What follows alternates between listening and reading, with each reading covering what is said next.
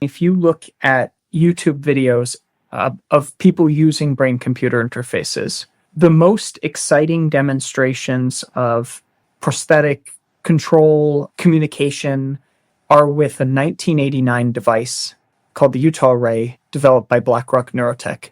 And just to think that everything that's been done over the last 20 years in this brain-computer interface technology for assistive communication, prosthetic control, really data intensive, has been bandwidth limited by this 1989 device. Think back in time to what the internet was used for in 1989. Because brain-computer interface of the type that, let's say, Paradromics, Neuralink, BlackRock are conceiving of, is fundamentally a modem for the brain. So it's like you look at how modems were used in 1989, and then what happened in the modem industry is that modems got twice as fast every 2 years or so. And then as the hardware got better, instead of having purely text-based internet, suddenly you can load images fast enough. And the way that people use the internet changed. In 2010, I like to give the example, Netflix changed from a company that mails people DVDs to a company that does real-time streaming. It wasn't like some genius Steve Jobs moment, but fundamentally enough people had enough download rate that you could have a business that streams video.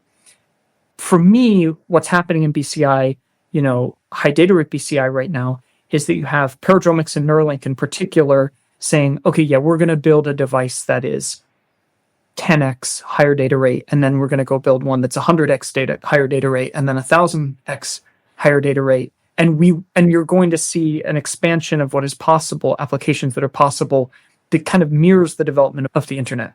And so it's like there's this mixed strategy where you have really kind of pragmatic companies that are building the best possible therapies with the technologies that exist today and helping millions of people.